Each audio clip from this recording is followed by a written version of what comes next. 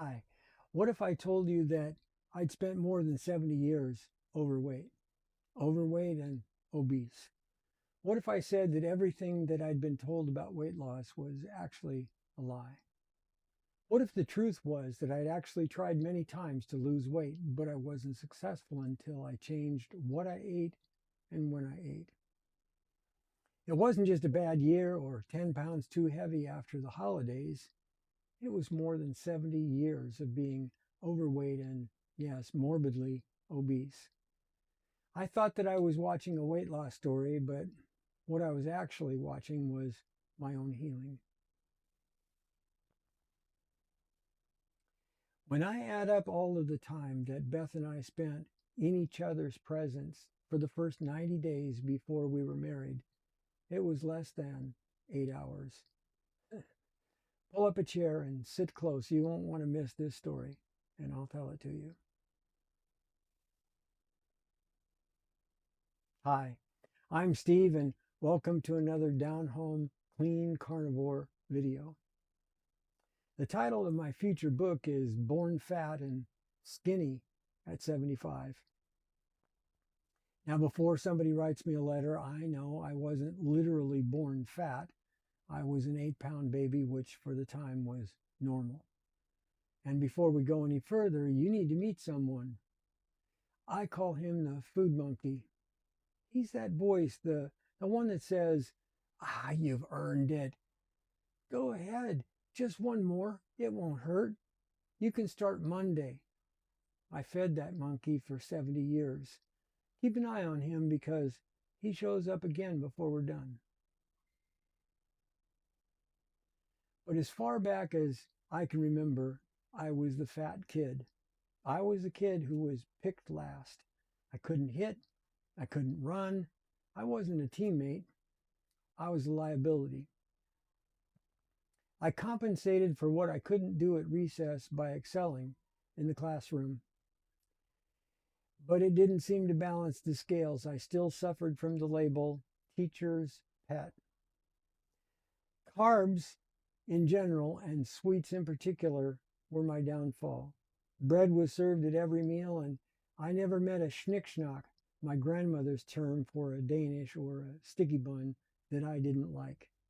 I learned early that food could celebrate holidays and birthdays and just as easily could be a comfort for rejection and disappointment.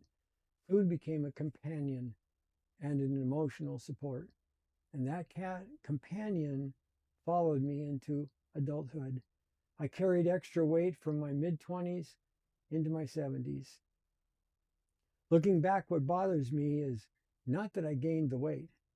What saddens me is how normal it became. Steve is overweight. Yes, I had blue eyes, and they were the most frequent compliment, but nobody ever said, "Wow, you look great." And at the time, I was a baker, a competent one. I had perfected baking sourdough artisan loaves, the kind with carved crusts and that crackled that when they came out of the oven. I still have photos of them on my phone.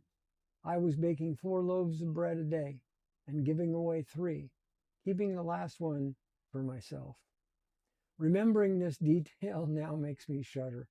I was consuming a loaf of bread a day most days, but by the time I reached 256 pounds, my world had become smaller.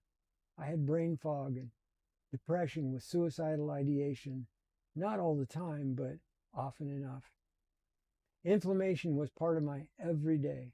My blood sugar was headed in the wrong direction, and the specter of having to inject myself with insulin daily, that was already looming. I wasn't living, I was managing. I was managing symptoms, medications, and discomfort. I was just trying to get through another day. And then came the day that my life was interrupted. I was minding my own business and watching a video on the current state of politics in America, something that I could binge on without gaining weight.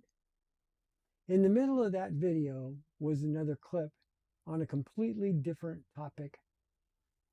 It was a video by Barbara O'Neill. the video about weight loss and diabetes. And I never heard of Barbara O'Neill, but weight loss grabbed my attention immediately. And a recent diagnosis of prediabetes locked me in. She talked about the body's two fuel systems, glucose and ketones, carbs and fat, just like it was black and white. Simple, so basic I couldn't miss it unless I looked away, and there was zero possibility of that. I was hearing the truth and hearing it for the first time. I was learning how my own body actually worked, and the scales fell from my eyes. I couldn't unhear or unknow what I now knew. Everything I'd been told was a lie, but that's a different story for a different day. This was a Tuesday afternoon. How can I remember that so precisely? Because Wednesday was trash day, and armed with the truth, I took action. I walked into the pantry with resolve. I emptied the pantry of every kind of flour, bread flour, rye flour, triticale, all white food, including today's fresh baked bread, potatoes, rice, white, brown, red, and black rice, all pasta, all shapes, all colors, and the seed oils. Anything that looked like a snack or a carb, I stuffed it in the bin. Not in a couple of days, not next week, or after I thought about it. It was that day. I had found low carb and I planted my flag. When I gave up calorie restrictive diets, I changed what I ate and when I ate. I started eating high fat and moderate protein. I adjusted what I ate and how many times a day I ate. I switched from a glucose fuel system to a ketone fuel system, and I reactivated ghrelin, the hunger hormone, and leptin, the satiety hormone.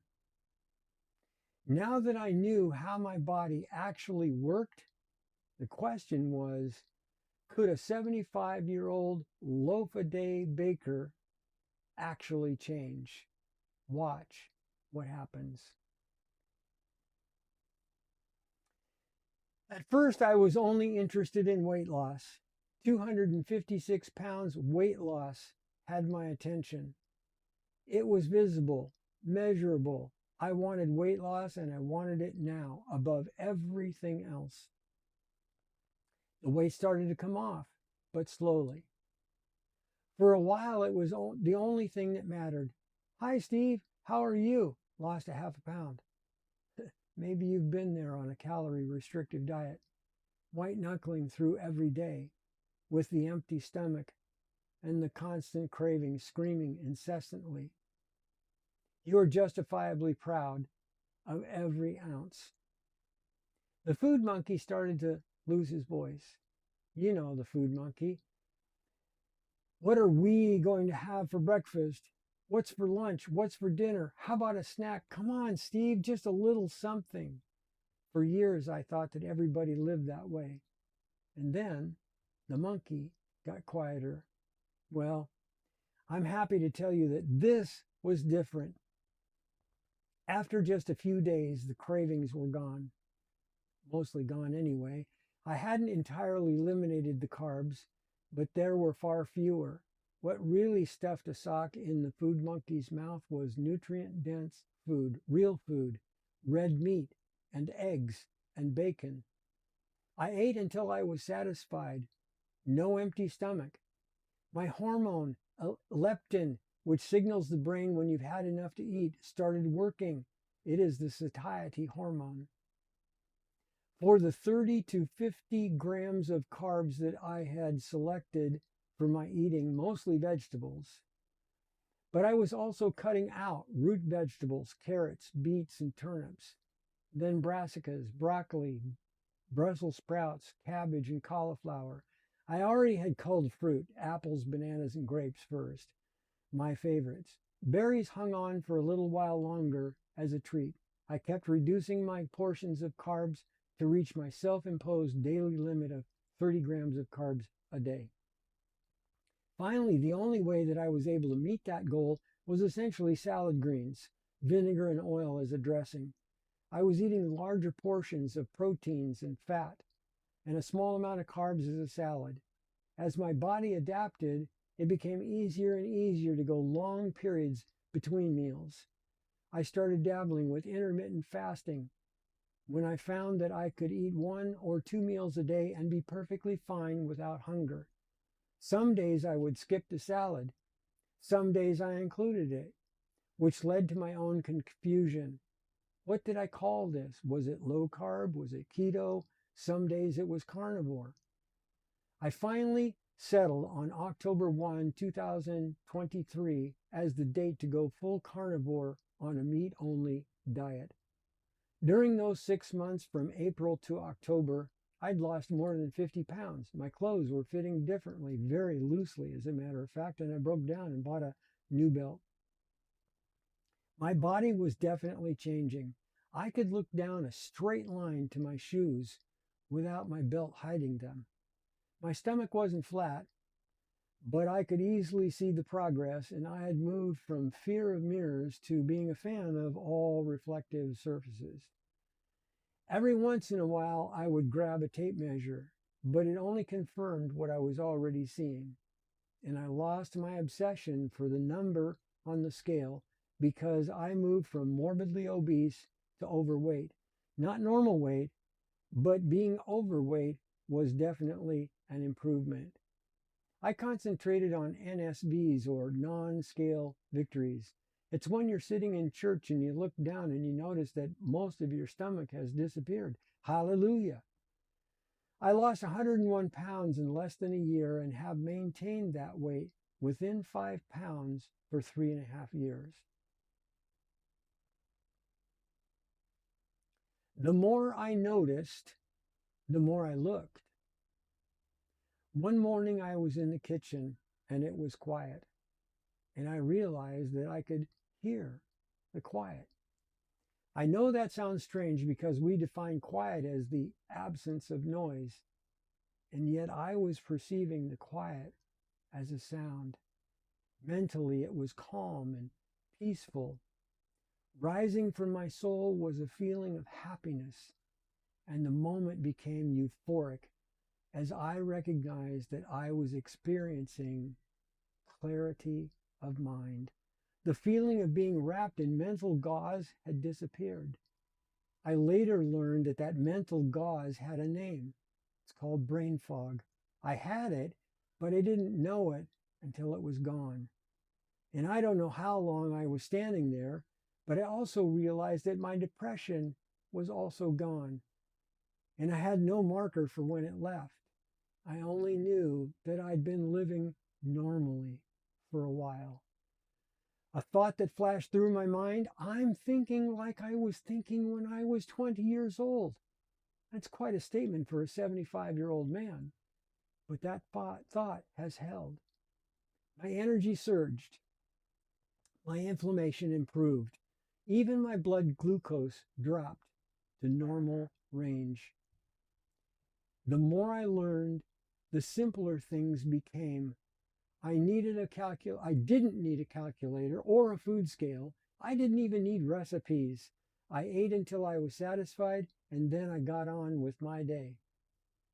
And that may not sound dramatic, but for a man who spent decades thinking about food, it was freedom, real freedom. If you enjoy this content, please smash the like button. Click subscribe so you don't miss anything.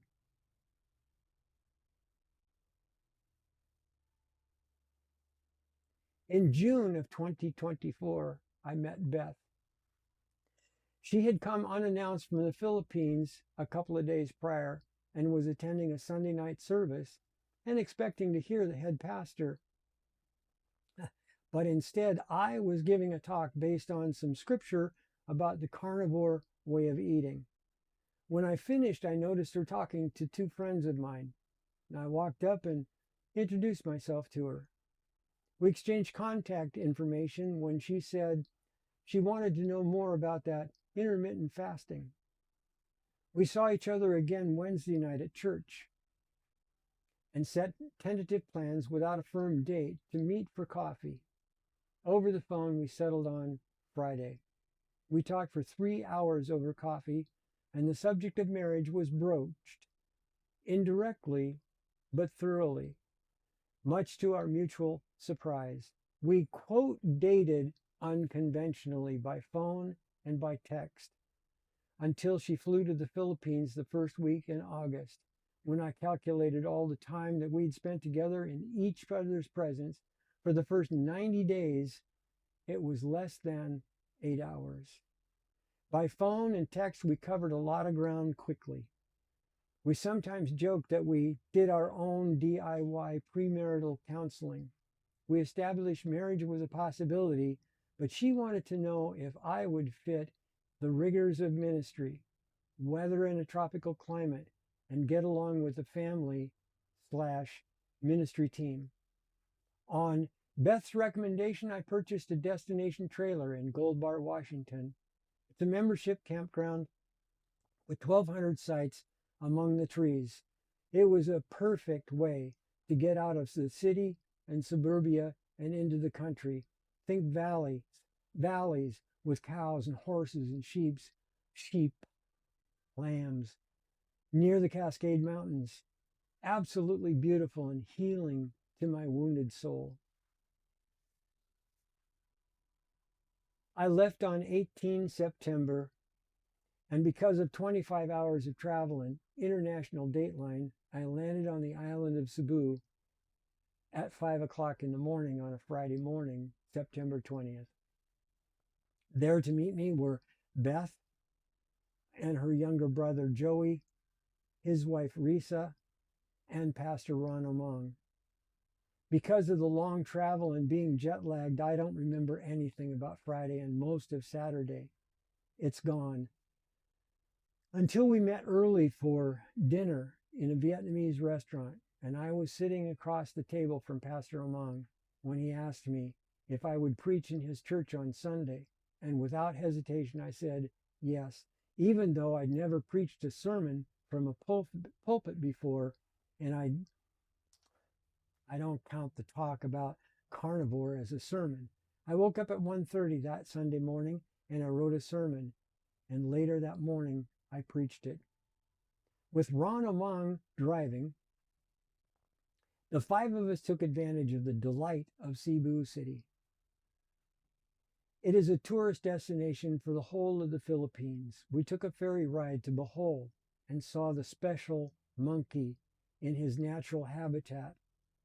This monkey is well known, but I don't remember his name or the significance.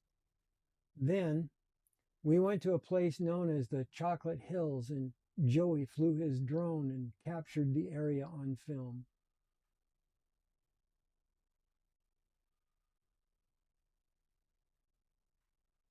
Now here's something that hit me later. That little monkey, the tarsier, he was right at home, exactly where God made him to be. And I thought about the food monkey. 70 years I fed him, and he was never at home in me. He was a stranger I'd mistaken for myself. It's important to note that every place we went required hours of driving, the five of us together in a small car. English is my native language. Beth speaks both English very well and Filipino dialects. Pastor Among, Joey, and Risa are limited in their English skills. Nevertheless, there was no language barrier, and within hours, we were beginning to develop our own private jokes. Some of those jokes survive even to today. After 3 days, we flew to Davao City on the island of Mindanao, and we collected our car in the parking lot and drove 4+ hours home. We unpacked and packed again to travel to Baganga, where Beth's nephew was getting married on Saturday. The nephew was the youngest son of Beth's sister and brother-in-law, and it was a gorgeous affair. And at the reception, the pastor and the father of the groom says he and Beth will be traveling to a church about a half an hour away. And would I preach in his church in the morning? Yes, I said. I had a sermon ready. I preached without even looking at my notes, and that was a surprise to me too. Sometime During the middle of the trip, the Lord spoke to me and informed me that this was my home. Without quibbling or negotiation, I said yes. Yes, Lord.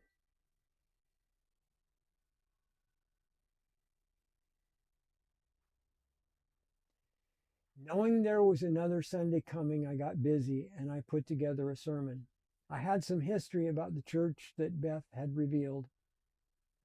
On Saturday, the Lord asked me to look it over, and I had this niggling feeling that it wasn't long enough. But when I read the last word, he said, "It's enough." And I took him at his word. However, driving to the church, which was more than an hour away, my stomach started to twist. I was certain that I didn't have enough. I didn't have enough material, and I would preach for 10 minutes and stand there. The enemy was all over me. And then, just a few minutes away from the church, the Lord put the sermon together in my mind. It fit like one hand being knit together with another hand, and the pastor and I sat across from each other after church at fellowship, and he asked me, "How did you know to preach that sermon in my church?" And I told him honestly that I didn't until 20 minutes away. So to recap, I had spent 2 weeks living in the Philippines with family and doing the work of the ministry and preaching every Sunday, enjoying every minute.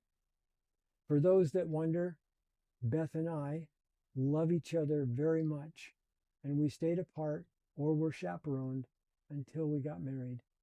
And that's what you do when you truly love someone. Let it rest.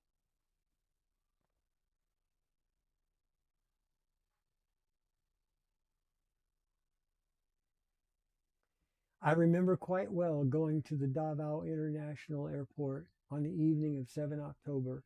There's a little cafe just off the airport property. It's actually a string of cafes for those that are arriving or departing. We spent a couple of hours in sweet sorrow. Memories of the 2 weeks were the subject of much of the conversation, overshadowed by the inevitability of parting ways. And when finally the time arrived, Joey and I faced each other.